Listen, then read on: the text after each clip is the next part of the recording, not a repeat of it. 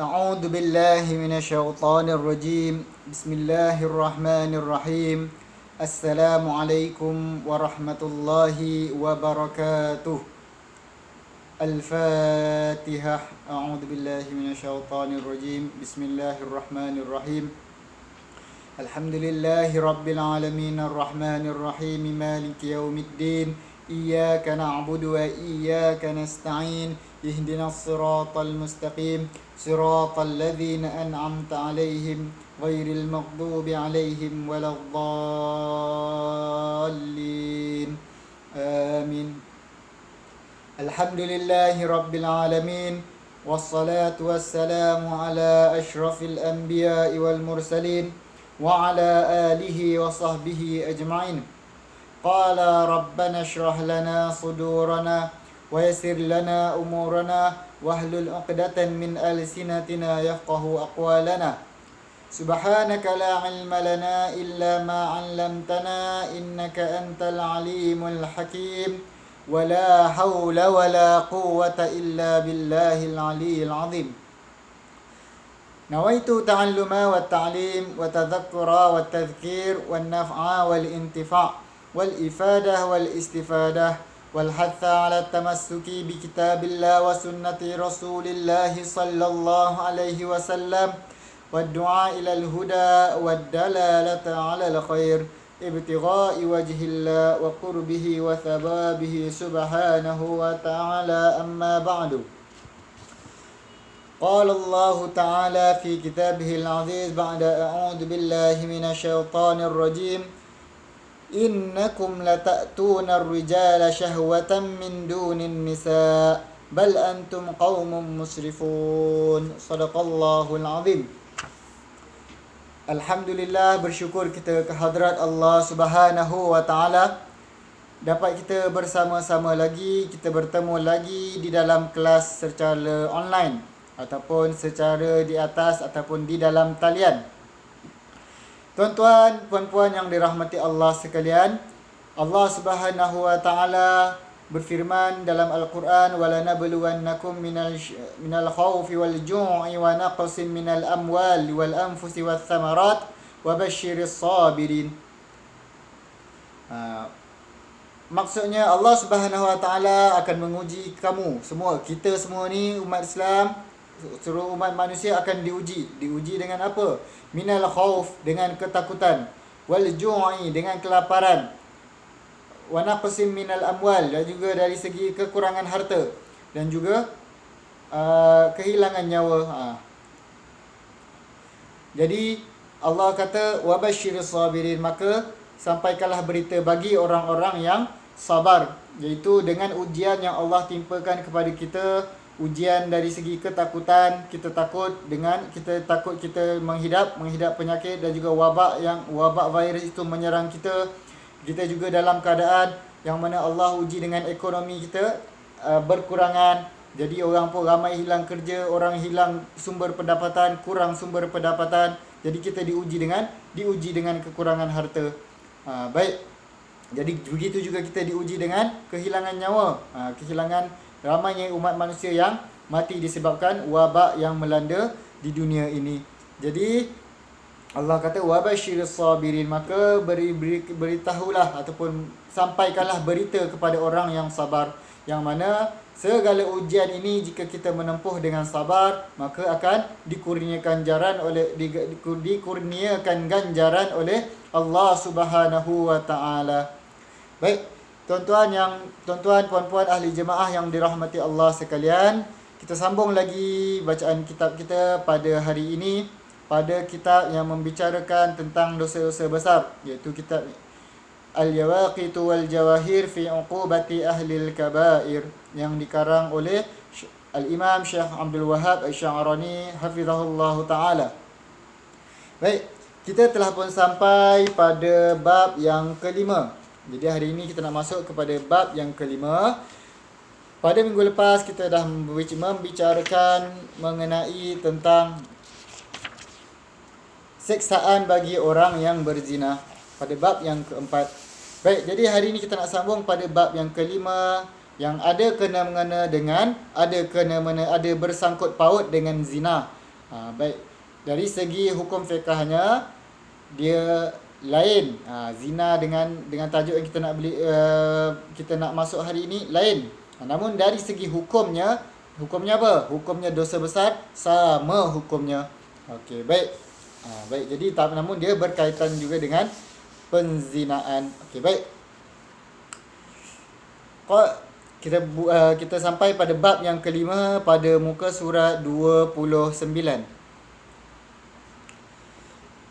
Bab kelima. Qala al-musannif rahimahullahu ta'ala wa nafa'ana bi'ulumihi wa ulumi masyayikhina fi daraini amin.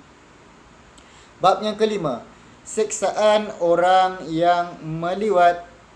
Jadi hari ini adalah tajuk ataupun dosa yang kita nak bincangkan hari ini, iaitu balasan bagi orang yang meliwat.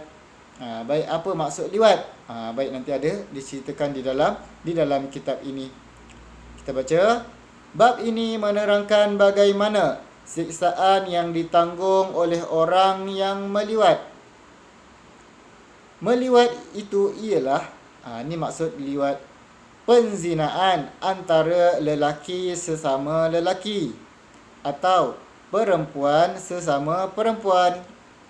Itu liwat. Liwat ni adalah kalau lelaki dia memasukkan kemaluannya ke dalam dubur.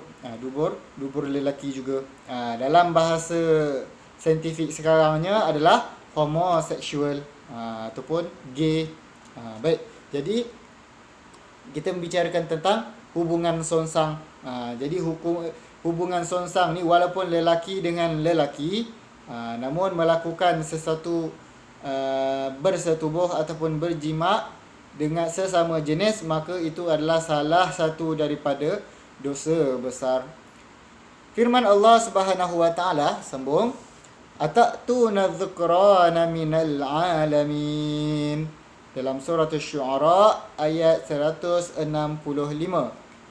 Maksudnya, apakah patut kamu mendatangi jenis lelaki dari kalangan manusia? Baik, jadi Allah mempersoalkan, adakah patut kamu mendatangi jenis lelaki dalam kalangan manusia? Dan kalau kita imbas semula sejarah para anbiya alaihimussalatu wassalam, ada satu kaum pada zaman Nabi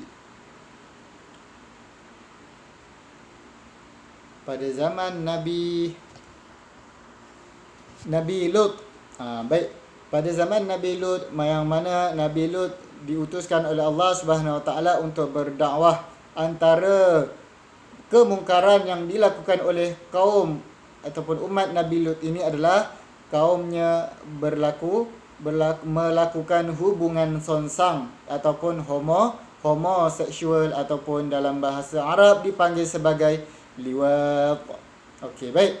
Jadi ini adalah berkaitan tentang kaum Nabi Lut, yang mana Nabi Lut diutuskan untuk mencegah kemungkaran ini, iaitu kemungkaran liwat, iaitu umat Nabi Lut diuji dengan derhaka kerana mereka mempunyai nafsu terhadap sesama jenis. Okey, baik. Dan lagi firman Allah Subhanahu Wa Taala yang menceritakan kaum Nabi Lut, ni kita sebut, yang suka sesama lelaki. A'udzu billahi minasyaitonir rajim. Innakum lata'tunar rijala syahwatan min dunin nisa bal antum qaumun musrifun. Maksudnya, sesungguhnya kamu mendatangi lelaki untuk melepaskan nafsumu kepada mereka, bukan kepada wanita. Malah kamu ini adalah kaum yang melampaui batas, kaum yang israf ataupun musrifun. Allah menggelarnya sebagai musrifun, iaitu orang yang orang yang melampaui batas lah, orang yang melakukan dosa besar, dah melanggar had-had yang ditetapkan oleh Allah Subhanahu Wa Taala. Allah Subhanahu Wa Taala kurniakan kita nafsu yang mana cenderung kepada wanita, namun kaum Nabi Lut dia suka kepada lelaki, nak melakukan hubungan seksual dengan lelaki. Baik, jadi ini dikeji oleh Allah Subhanahu Wa Taala. Dan sabda Nabi sallallahu alaihi wasallam, "Man wajadtumuhu ya'malu 'amala qaumi Lutin faqtulul fa'ila wal maf'ul bih." Maksudnya, sesiapa yang kamu dapati berbuat perbuatan kaum Nabi Lut, maka hendaklah dibunuh orang yang berbuatnya dan orang yang diperbuatkannya. Yang mana kedua-dua pasangan tu perlu dihukum bunuh. Itu sabda Nabi sallallahu alaihi wasallam. Sambung sebelah. Dan kata Sayyidina Abdullah bin Abbas radhiyallahu anhuma, siksaan orang yang meliwat itu dijatuhkannya di tempat daripada tempat yang tinggi, kemudian dilontarkannya hingga mati, kerana Allah Subhanahu wa taala melontarkan kaum Lut dengan batu dari langit. Jadi hukuman yang balasan yang Allah kurniakan secara cash pada kaum Nabi Lut itu adalah dengan melemparkan batu daripada langit. Dan jikalau orang yang meliwat itu dimandikannya dengan air daripada air yang di bumi sekaliannya, dia tetap di dalam najis hingga ia mati. Ini adalah balasan bagi orang yang suka meliwat ataupun yang suka sesama jenis. Dan lagi syaitan apabila ia melihat lelaki atas lelaki, nescaya ia lari kerana takut kepada Allah dengan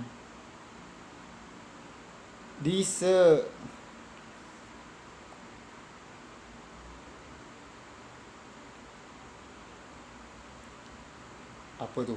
Okey, baik. Tak apa. Kita terus. Dan apabila lelaki naik ke atas lelaki, maka bergeraklah arash dan hampirlah 7 lapis langit itu jatuh di atas bumi. Maka sekalian malaikat memegang sekalian tepinya sambil membaca suratul Ikhlas hingga kemurkaan Allah Subhanahu wa taala yang amat keras itu berhenti. Nak dikatakan bahawa betapa murkanya Allah Subhanahu wa taala terhadap orang yang melampaui had yang ditetapkan oleh Allah Subhanahu wa taala. Allah dah kurniakan kita nafsu yang mana cenderung kepada perempuan, namun dia nak melanggar nafsu yang telah ditetapkan, jalur ataupun aturan yang telah ditetapkan oleh Allah. Dia nak melanggar dengan bercinta ataupun melakukan hubungan seksual dan juga mempunyai perasaan terhadap kaum yang sejenis, maka mendapat kemurkaan Allah Subhanahu wa taala. Dan lagi sabda Rasulullah sallallahu alaihi wasallam, 7 orang yang dilaknat oleh Allah taala dan ia tiada menilik kepada mereka dengan tilikan kasihan pada hari kiamat. Dengan maksud, ada 7 orang yang dilaknat oleh Allah Subhanahu wa taala, dan sekiranya dia tidak bertaubat, 7 golongan ni, maka tak akan mendapat balasan dan juga tidak akan mendapat perhatian dan juga rahmat kasih sayang Allah Subhanahu wa taala. Dan lagi tidak diampuni bagi mereka, dosa-dosanya tidak diampuni, bahkan diseksa dengan siksaan yang amat pedih. Dan katakanlah kepada mereka, masukkanlah kamu sekalian ke dalam neraka bersama orang-orang yang masuk, iaitu orang-orang yang kafir. Yang mana balasannya di dalam neraka dan bersama orang-orang yang kafir. Baik. Siapakah golongan-golongan itu? Okey, baik. Yang pertama, orang yang meliwat, iaitu orang yang pertama yang dilaknat oleh Allah Subhanahu wa taala adalah kaum homoseksual, yang mana mereka ni bercinta ataupun bernafsu dengan kaum yang sejenis, lelaki dengan lelaki, perempuan dengan perempuan. Okay, baik. Golongan yang kedua, orang yang mewatikan perempuan pada duburnya, juga dilaknat oleh Allah Subhanahu wa taala. Dia jima dengan wanita namun melalui dubur, haram hukumnya. iaitu jima' melalui dubur. Baik, dubur ni adalah lubang belakang. Baik, lubang tempat keluar najis tu. Okey, baik, itu dubur. Baik, itu dimasukkan wati' perempuan pada duburnya juga dilaknat oleh Allah Subhanahu Wa Taala. Okey, baik. Yang ketiga siapa? Orang yang mewati'kan binatang. Orang yang berjima' dengan binatang. Dia dah nafsu, dia dah gila, dia nampak binatang pun dah macam dia bernafsu dan dia pun jima' lah dengan binatang tu. Juga antara golongan yang dilaknat oleh Allah Subhanahu Wa Taala. Dan yang keempat, orang yang mengeluarkan mani dengan tangannya. Orang yang mengeluarkan mani dengan tangannya maksudnya adalah dalam bahasa Melayu dipanggil onani, iaitu bukan dengan secara jima' secara halal, tetapi dia dalam keadaan yang sorang-sorang, dia mengeluarkan secara sendiri dengan menggunakan imajinasinya sendiri. Baik, juga antara golongan yang dilaknat oleh Allah. Yang kelima siapa? Orang yang mewati'kan anak perempuannya. Orang yang merogol anak perempuannya. Tak ada istilah jima' dah. Ada istilah rogol anak perempuannya, juga dilaknat oleh Allah Subhanahu Wa Taala. Baru-baru ni dalam 2-3 bulan kita banyak dengar tentang kes-kes seksual yang mana cucu rogol anak, atuk rogol cucu, ayah rogol anak, pakcik rogol anak saudara. Jadi dunia kita dah semakin gila. Jadi ini adalah antara juga golongan yang dilaknat oleh Allah Subhanahu Wa Taala. Dunia kita ni adalah di mana dunia yang cyber, yang mana mudah untuk akses kepada benda-benda yang berunsur keluncahan. Jadi bila selalu kepada keluncahan, maka dia pun nak melepaskan dia punya nafsu tu, dia pergi saja kepada apa saja yang boleh, termasuklah dengan saudara mara sendiri, anak sendiri, cucu sendiri ataupun orang terdekat sendiri. Baik. Jadi orang yang mewati'kan anak perempuannya juga dilaknat oleh Allah. Yang keenam siapa? Orang yang berzina dengan orang yang sekampung dengannya. Maksudnya dia berzina lah. Tak kisahlah kampung lain ke, kampung sendiri ke, tetapi dia berzina, maka dilaknat oleh Allah Subhanahu Wa Taala. Dan yang ketujuh siapa? Orang yang menyakiti orang sekampungnya. Iaitu orang yang menyakiti sesama Islam. Dia tak semestinya sekampung, tetapi maksud dia menyakiti saudaranya sendiri. Dia menyakiti orang-orang yang berada di sekelilingnya. Dan melainkan mereka bertaubat daripada sekalian yang tersebut itu. Dan segala dosa ini akan diampunkan dengan taubat. Kita dah pernah sebutkan sebelum ni bahawa dosa yang tidak diampuni oleh Allah Subhanahu Wa Taala hanyalah dosa syirik.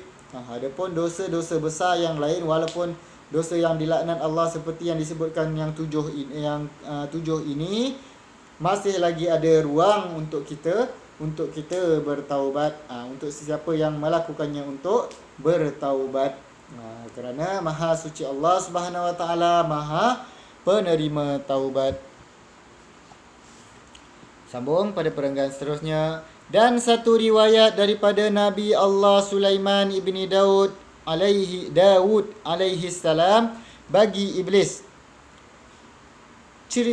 ceritakan kepadaku apakah suatu pekerjaan yang lebih engkau kasihi kepadanya.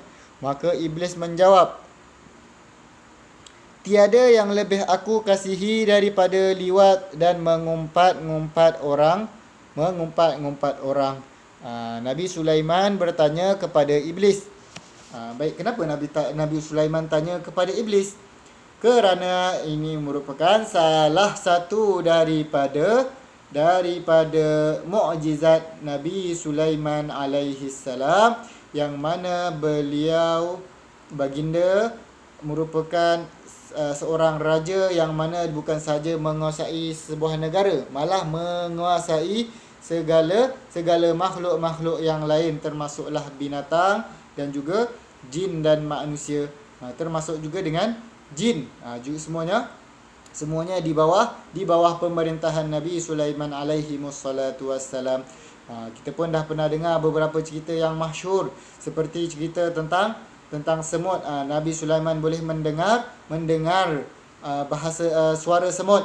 Nabi Sulaiman boleh bertutur dengan burung.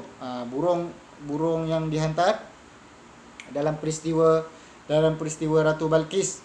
Baik, jadi Nabi Sulaiman ni dikurniakan mukjizat, boleh bercakap dengan binatang, boleh bercakap dengan makhluk halus. Bukan saja bercakap, malah menguasai mereka, dan segala jin, iblis dan juga binatang-binatang ni semua tunduk kepada kekuasaan Nabi Sulaiman alaihi salam. Jadi Nabi Sulaiman tanya, apa benda yang kau suka? Yang iblis ni suka. Jadi apa dua benda tu? Iblis kata benda yang dia suka adalah liwat dan juga mengumpat orang. Baik, bila orang yang homoseksual ni dia melakukan perkara yang iblis sukalah. Begitu juga dengan orang yang suka mengumpat. Mengumpat ni antara paling susah untuk, terutamanya zaman sekarang ni, untuk kita hindarkan. Kadang-kadang bukan cakap tuan-tuan saja, saya pun kadang-kadang kita tak sedar yang dalam, kadang-kadang kita pun tak sedar yang kita mengumpat. Dan selalunya bila kita mengumpat, ingat tak, bila kita mengumpat kita akan cuba membenarkan umpatan tu. Jadi apa maksud mengumpat? Ghibah ni maksud dia apa? Ghibah ni adalah, mengumpat ni adalah kita menceritakan keburukan seseorang itu kepada orang lain. Kita menceritakan keburukan orang tu. Kadang-kadang kita kata, kau tengoklah si Samad tu, dia dah lah tak solat. Aku bukanlah nak mengumpat, tapi dah memang betul. Jadi bila perkara yang betul itulah yang dipanggil sebagai mengumpat. Jadi mengumpat ini dilarang oleh Allah Subhanahu Wa Taala. Dalam hadis Rasulullah sallallahu alaihi wasallam juga melarang kita daripada untuk mengumpat. Baik, jadi mengumpat ni mengata tentang dosa orang lain. Walaupun benda tu memang dosa, tapi kita tetap tidak boleh untuk menyebut dosa orang lain dan untuk membicarakan tentang dosa orang lain di belakang dia. Baik. Jadi bila kita sebut dosa orang lain di belakang dia, itu dipanggil sebagai mengumpat. Kalau dosa tu betul, dia memang, contoh kata si Samad tu dia tak solat, kita cakap dengan orang, kita pun sebar-sebarkan, kita kata si Samad tu dia tak solat lah, kita dah mengumpat. Itu dikira mengumpat. Kalau betul, itu dikira mengumpat. Kalau kita kata si Samad tu tak solat, sedangkan kita tak tahu dia sebenarnya solat, jadi kita dah menyebarkan berita yang tak betul, dan berita yang tak betul itu dipanggil sebagai fitnah. Sifir dia senang je. Kita jangan cakap tentang kesalahan ataupun dosa orang lain. Kalau kita sebut tentang dosa orang lain, kalau dosa tu betul dia buat, itu mengumpat, ghibah, maka diharamkan oleh Allah Subhanahu Taala, dilarang oleh Rasulullah sallallahu alaihi wasallam.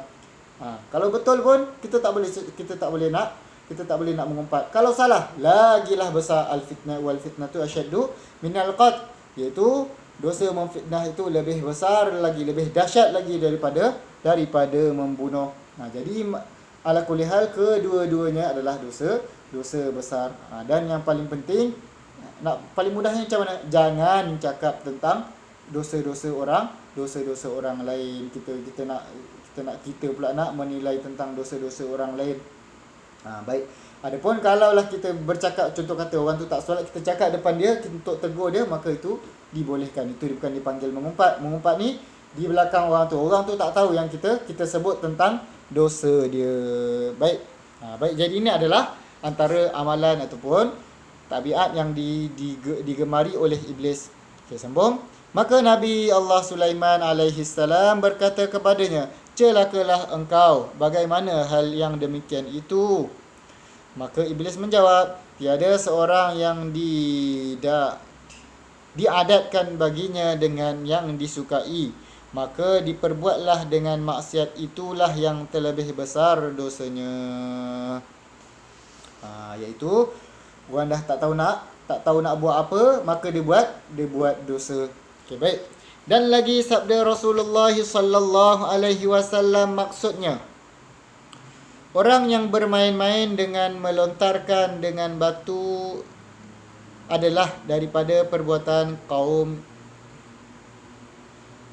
Nabi Lut, dan juga berlumba-lumba di atas keldai dan mengadu burung merpati, mengadu anjing, mengadu kibas, mengadu burung dan ayam, dan masuk ke dalam bilik mandi bertelanjang dan mengurangkan timbangan. Okey, baik.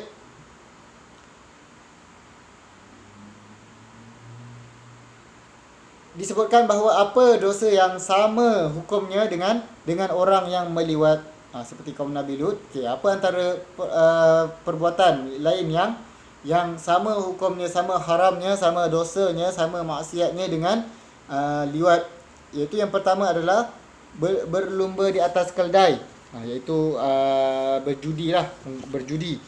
Mengadu burung merpati. Mengadu ni adalah beradu ataupun laga burung merpati, ataupun mengadu anjing, melagakan anjing, kibas, laga burung, laga ayam, masuk ke dalam bilik mandi dalam keadaan yang telanjang, dan juga mengurangkan timbangan, iaitu menipu dalam timbangan. Jadi menipu dalam timbangan ni ada dalam Al-Quran. Wailul lil mutaffifin.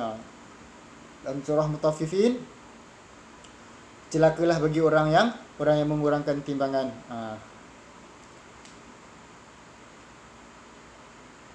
Okey, baik.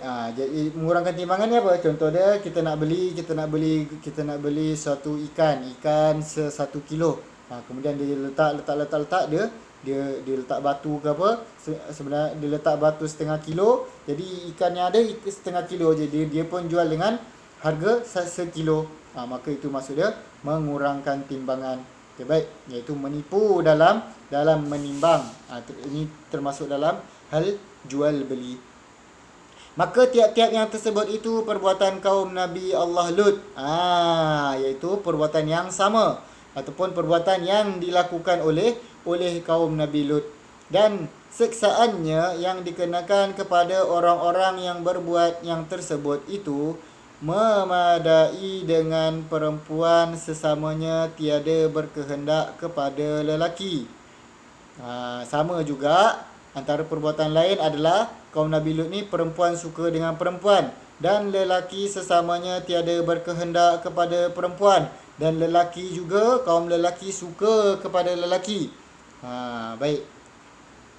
Antara maksiat ataupun kemungkaran yang dilakukan oleh kaum Nabi Lut. Maka ketika itu mereka tiada malu dengan Allah Subhanahu wa taala dan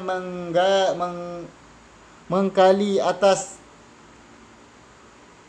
melawan Allah Subhanahu wa taala dengan maksiat tersebut, iaitu dia menderhaka kepada Allah Subhanahu wa taala dengan melakukan maksiat ataupun kemungkaran tersebut.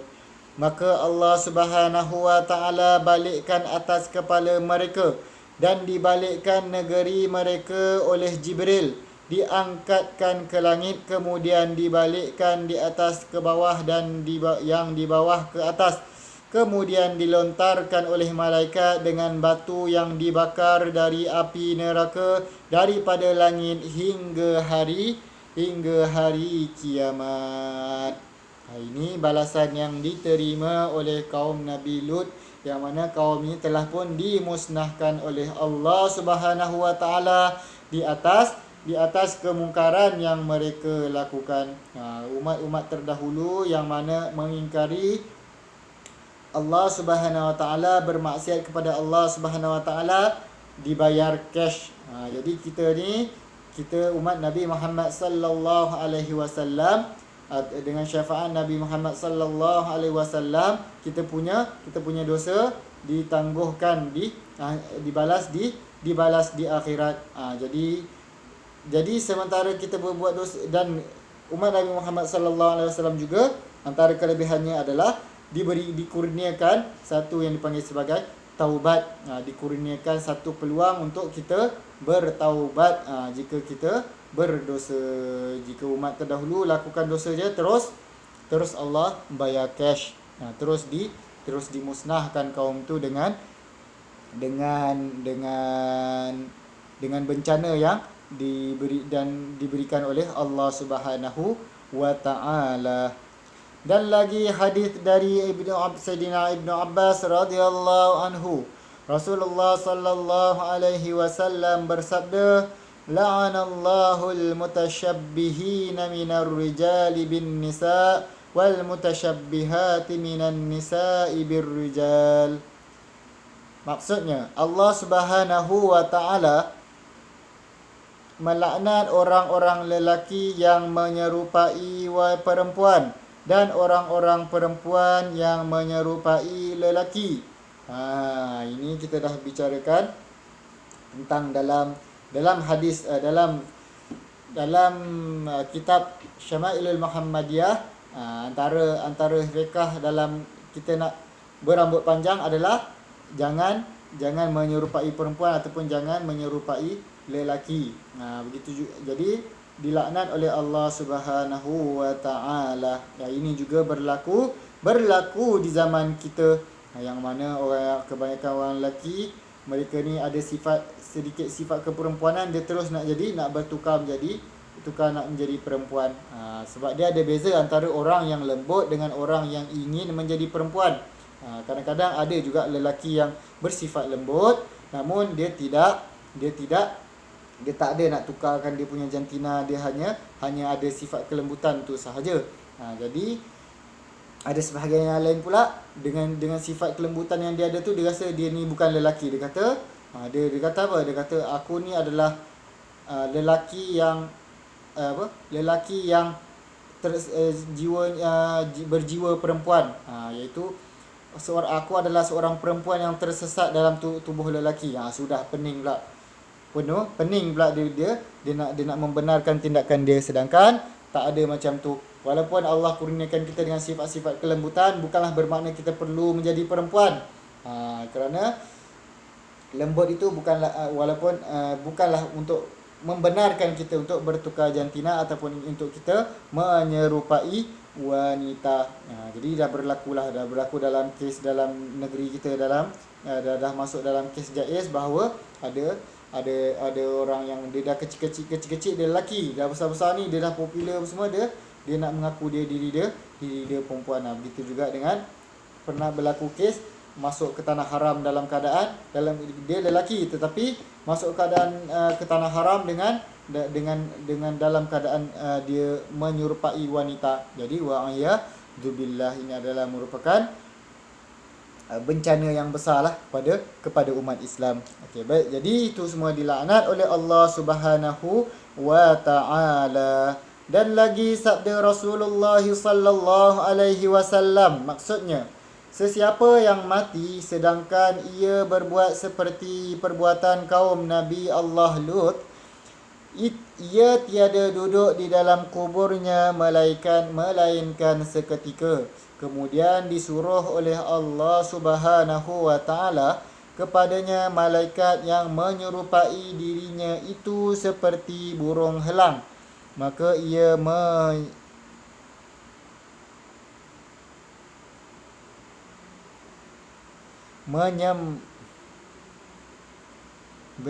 menyemburakkannya dengan dua kakinya dan dicampakkannya pada negeri kaum Nabi Allah Lut, dan disuratkan atas dahinya orang yang terputus daripada rahmat Allah.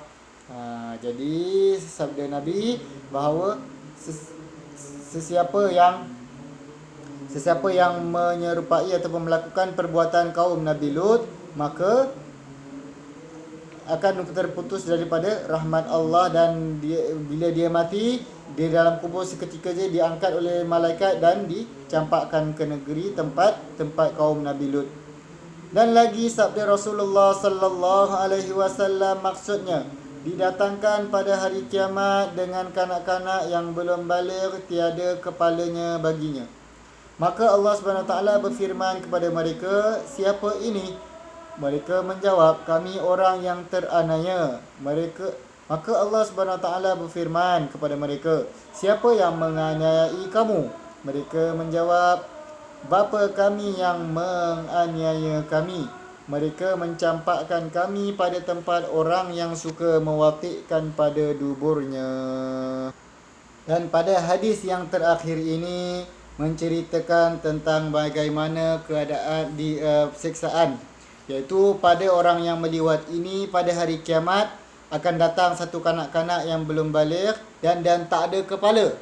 Dan dia datang, kemudian maka Allah berfirman kepada mereka, siapa ini? Sedangkan Allah Maha mengetahui.